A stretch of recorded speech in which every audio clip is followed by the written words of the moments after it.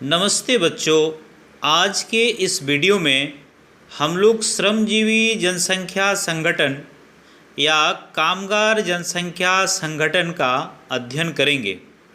अर्थात देश की कुल जनसंख्या में कितने लोग सालों भर कोई उत्पादक कार्य करते हैं, कितने लोग सीमांत श्रमिक हैं अर्थात साल में 6 महीना या उससे कम समय तक काम करते हैं, और कितने लोग अपनी आजीविका के लिए कोई उत्पादक कार्य नहीं करते हैं।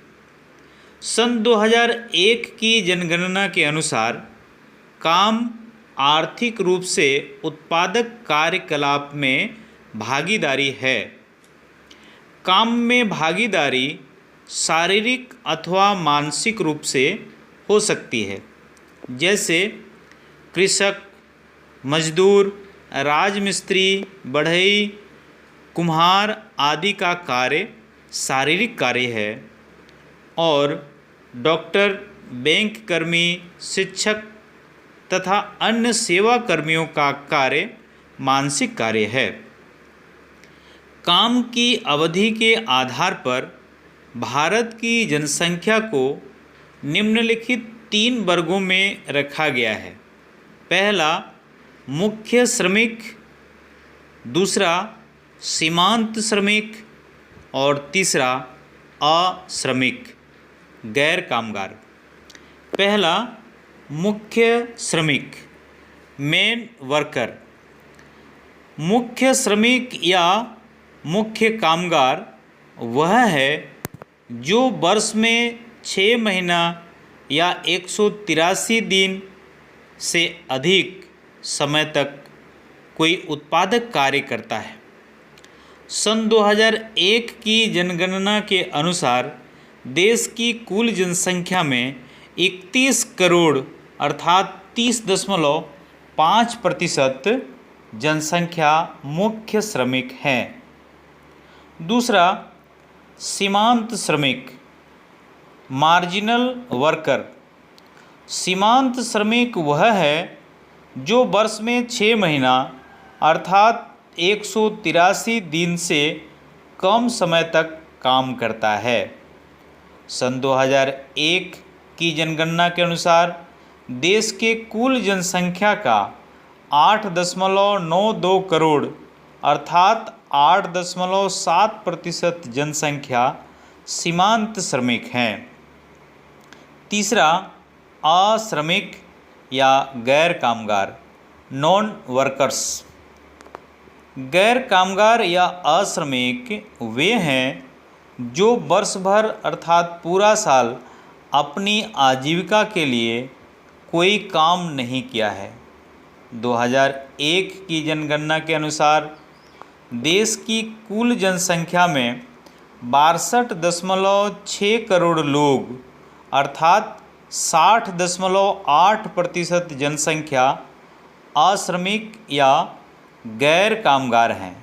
इसी प्रकार सन 2011 के जनगणना के अनुसार 60.2% अश्रमिक हैं। अश्रमिकों में बच्चों, विद्यार्थियों, सेवानिवृत्त लोगों और वृद्धों को शामिल किया जाता है। कामगार, श्रमिक या अश्रमिक की चर्चा करते समय संदर्भ अवधि को समझना आवश्यक है। सन 2001 की जनगणना के अनुसार किसी व्यक्ति को श्रमिक अर्थात कामगार अथवा अश्रमिक मानने के लिए संदर्भ अवधि की गणना की तारीख से 1 वर्ष पहले की अवधि मानी गई है। अर्थात कोई व्यक्ति जब उसकी गणना हो रही है उससे 1 वर्ष पहले तक कितना काम किया, 6 महीने काम किया है या 6 महीना से अधिक किया है या वर्ष भर में कोई काम नहीं किया है, इसके आधार पर उसकी कार्यशीलता की गणना की जाती है।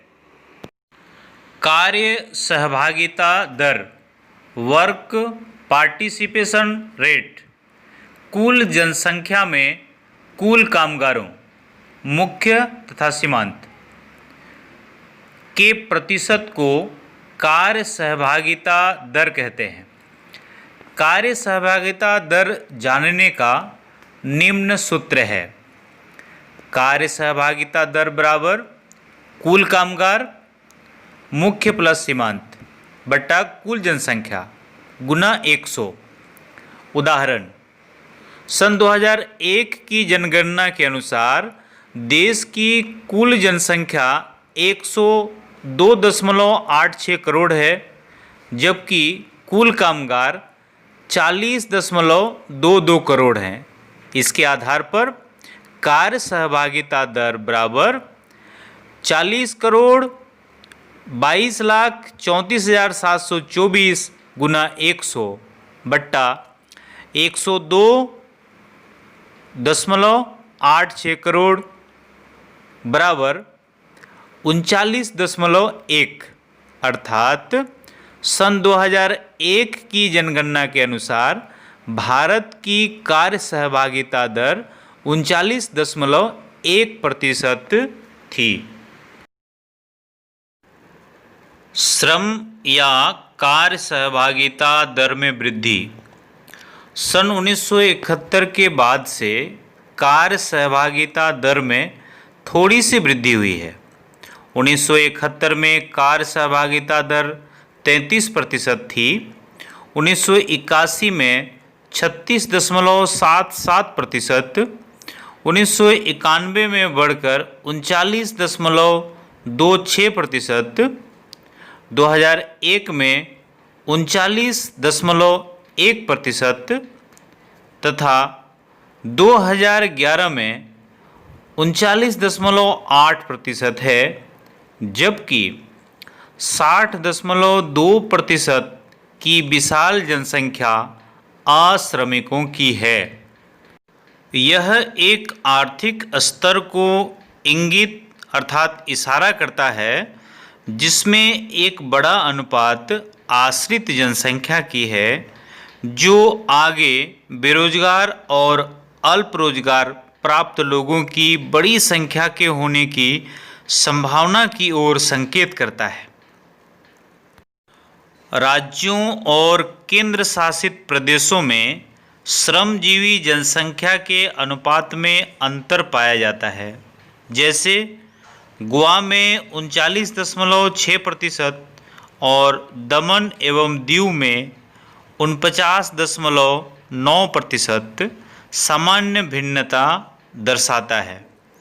श्रमिकों के अपेक्षाकृत अधिक प्रतिशत वाले राज्य हिमाचल प्रदेश, सिक्किम, छत्तीसगढ़, आंध्र प्रदेश, कर्नाटक, अरुणाचल प्रदेश, नागालैंड, मणिपुर और मेघालय हैं।